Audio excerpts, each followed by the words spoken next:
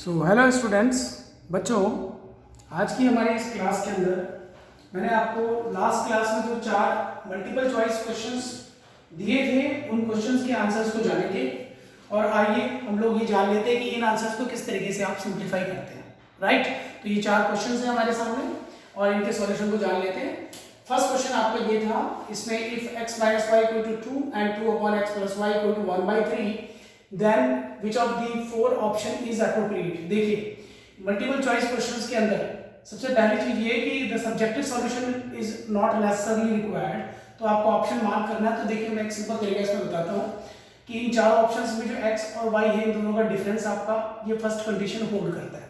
5 minus 3 is your 2, 4 minus 2 is again 2, 2 minus 0 is again 2, right. ये तीनों option hold कर रहे हैं। अब हमें देखना है कि इनमें से कौन सा ऑप्शन सेकंड कंडीशन को सेटिस्फाई करता है। तो देखिए 5 और 3 अगर याद रखेंगे, 5 plus 3 8, it is your 2 by 8, so 2 by 8 is 1 by 4, तो दोनों साइड इक्वल नहीं है, सो इसको रिजेक्ट कीजिए। सेकंड ऑप्शन देखिए 4 and 2, 4 plus 2 6, 2 by 6 1 by 3, 2 by 6 1 by 3, so left और राइट साइड दोनों मैच करती है, तो इसमें आपका B option is correct. Now we come to second question.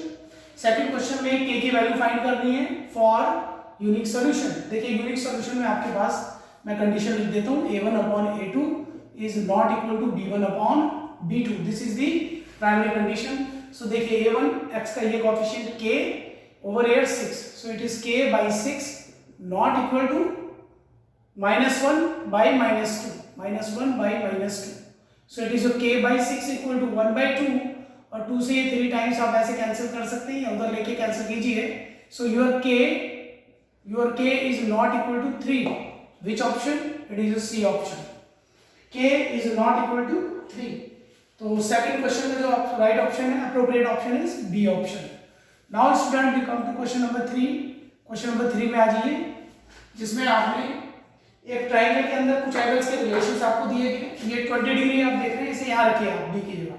So 3 into 20 becomes 60, so angle C is your 60 degree, angle C is your 60 degree, and also this 60 degree is equal to 2 times a plus b, so a plus b comes out to be 30, तो C यहाँ से आ जाता है 60 और a plus b आपके पास कितना आ जाएगा 30 degree.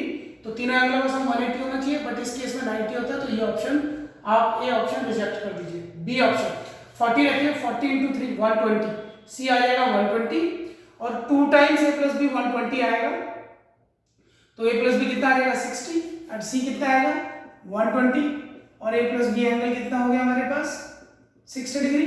तीनों एंगलों का सम 180, सो ये ट्रायंगल के तीनों एंगल्स का सम एंगल सम प्रॉपर्टी को सेटिस्फाई करता है, देयरफॉर हमारे पास B option is the right option.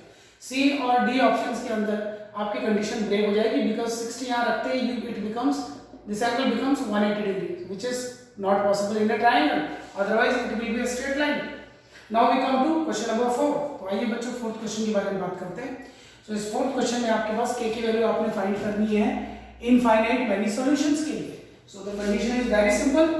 तो आइए देखते हैं इसके अंदर हमारे पास कितना हो जाता है। तो देखिए this condition is a1 upon a2 is equal to b1 upon b2 equal to c1 upon c2, and देखिए k upon 12, it is k upon 12, over there it is your 3 upon, this is 3, this is your k, and on the right hand side is your k minus 3 divided by it is your k, right। so first two condition he compare कर लीजिए आप। यहाँ से k square आपके पास आएगा 36, k आ जाएगा आपके पास plus minus 6, और बाकी जो कंडीशन से नीचे का k दोनों साइड कैंसिल कीजिए, it becomes your 3 equal to k minus 3, so k equal to 6। so देखिए यहाँ प्लस माइनस 6 है, यहाँ 6 है, common answer is 6, so k equal to 6 is the appropriate option, C is the appropriate option। तो देखिए students in चारों questions के answers आप एक बार नजर मार लीजिए। These are the 4 correct answers, and see you in the next class with more interesting problems. Till then, bye।